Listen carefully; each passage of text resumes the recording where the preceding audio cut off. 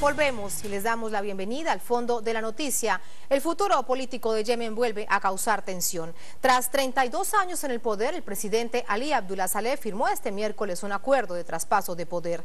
Mientras miles de jóvenes rechazan la medida y llaman a la movilización para este jueves.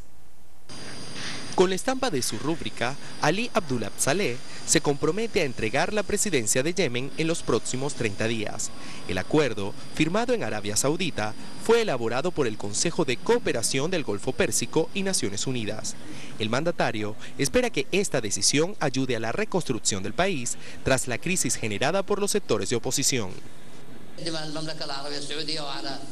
Pedimos con toda confianza a nuestros hermanos, encabezados por el Reino Saudita, a observar, ayudar y atestiguar sobre la puesta en ejecución de esta iniciativa del Golfo, cuyo mecanismo está preestablecido en función del tiempo. Nosotros esperamos que nuestros hermanos le otorguen a este tema toda su atención, que nosotros vamos a colaborar, y yo seré de los principales colaboradores en el próximo gobierno de coalición. Mientras, en Yemen, miles de jóvenes salieron a las calles a protestar en contra del acuerdo. Rechazan que tras renunciar a la presidencia, Saleh reciba inmunidad. Le digo que para estos jóvenes que han salido a la calle no existe fuerza alguna en el mundo que pueda decidir por ellos el destino y el futuro de su país. Son los únicos autorizados para tomar tal decisión. Por lo tanto, ellos rechazan la iniciativa y sus mecanismos transitorios porque se está transfiriendo el poder de un asesino a otro. En Yemen las protestas se iniciaron en enero pasado. La oposición exigía la renuncia de Saleh. El acuerdo alcanzado prevé también la realización de elecciones presidenciales en los próximos 3 meses. Las manifestaciones en Sanaa dejaron al menos 200 personas muertas. Pasamos de inmediato de la información al análisis. Le damos la bienvenida a Horacio Calderón, especialista en temas de Medio Oriente. Nos acompaña desde Argentina. Buenas noches, ¿cómo está? Buenas noches, ¿cómo están ustedes? Muy bien, muchas gracias. Señor Calderón, si ya en anteriores oportunidades Saleh había prometido que renunciaba, ¿por qué creerle ahora? ¿Por qué creer en sus palabras? Bueno, yo no creo en la palabra de Saleh, en absoluto, ¿no? No creo en la palabra de Saleh y tampoco creo en la palabra de quienes, en definitiva, están realizando esta operación, que en realidad es de engaño sobre lo que sucede realmente en el terreno y en este país y en la región, dada la importancia que tiene incluso la figura de Saleh en todo este ajedrez geopolítico que no solamente pertenece al Yemen, sino también, por supuesto, a la totalidad de la península arábiga y regiones circundantes. Además, él acaba de decirlo que va a colaborar en el gobierno de coalición, pero además hay que tener en cuenta que su hijo es comandante de la Guardia Republicana y los sobrinos del presidente Saleh manejan todo el aparato de seguridad y de inteligencia del país, además de, por supuesto, parte de las Fuerzas Armadas.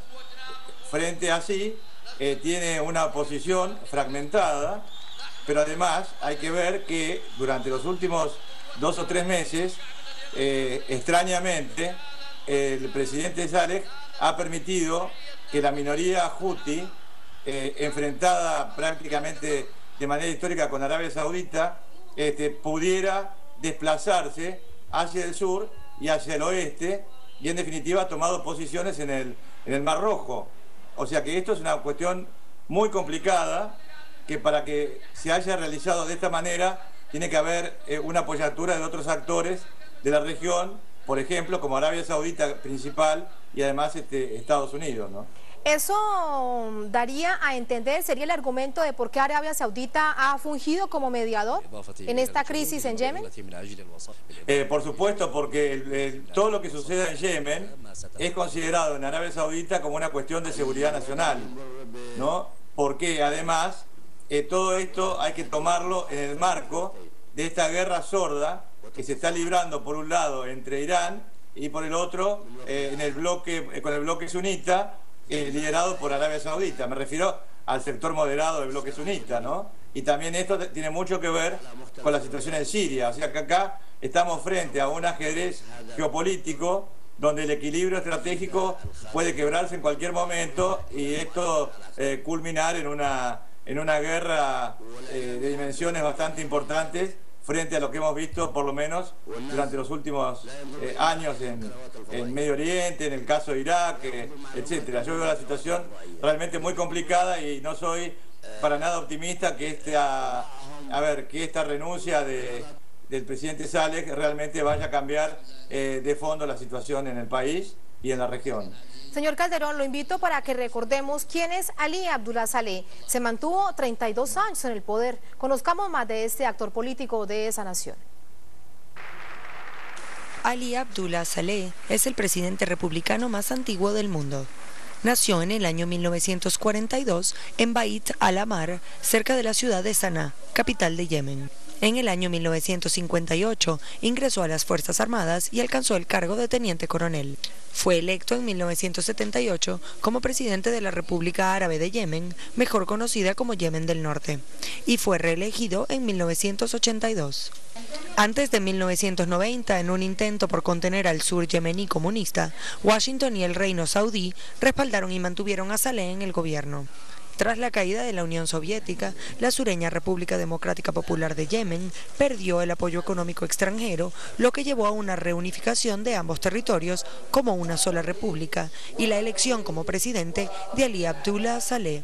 Desde 1990, Saleh se mantuvo en el poder a pesar de las acusaciones de corrupción y descontento generalizado de la población.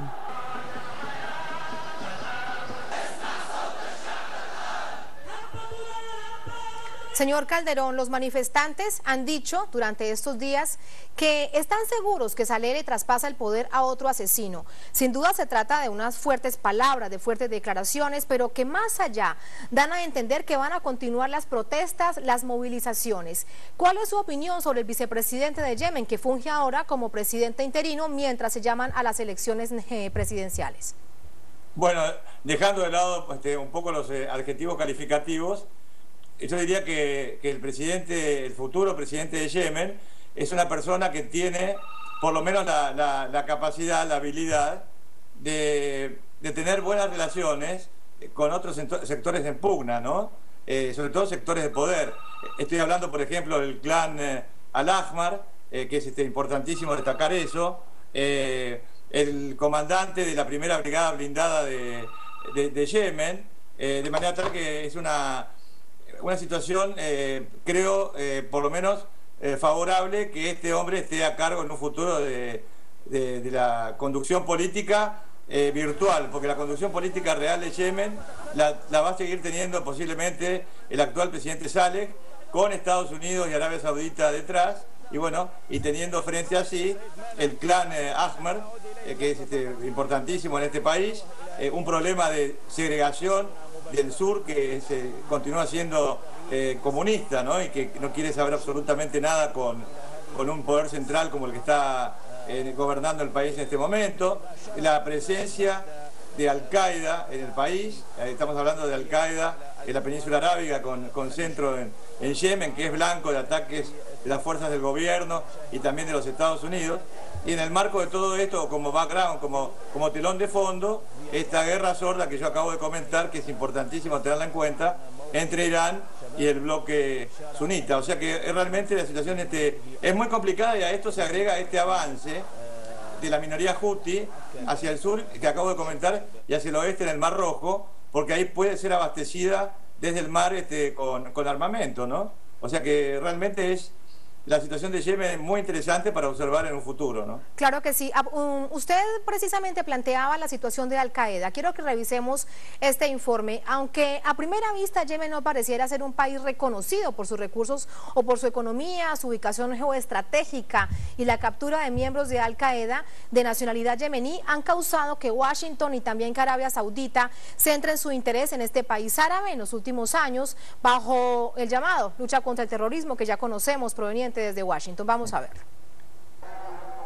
Tanto al norte y al oeste, Yemen comparte una gran frontera con Arabia Saudita, país que ha mostrado su preocupación por la presencia de integrantes de la organización Al-Qaeda en la región árabe. Según informes de inteligencia de Estados Unidos, existen unos 200 miembros de esta red, considerada como terrorista, en Yemen del Sur.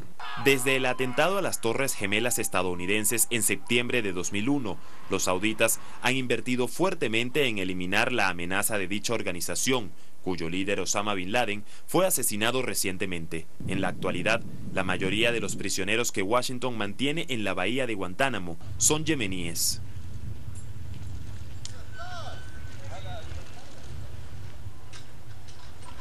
Señor Calderón, a punto de finalizar brevemente una inquietud que queda para también reflexionar. Y es que en esta crisis política de Yemen quiero preguntarle cuál es el papel que juega Tariq al-Fadi. Recordamos que se trata de un antiguo líder yihadista de ese país, pero desde 2009 está en la oposición tras 15 años de haber mantenido un convenio político de alguna manera importante desde el sur y también con el norte en Yemen. Bueno, yo creo que ese es un factor que hay que también que tenerlo muy en cuenta. El papel que tiene este hombre es un papel bastante, diría, oscuro en este momento, muy difícil de enfocar, porque si bien tiene antecedentes yihadistas, a mí nadie me puede convencer que no haya cambiado de bando, ¿no?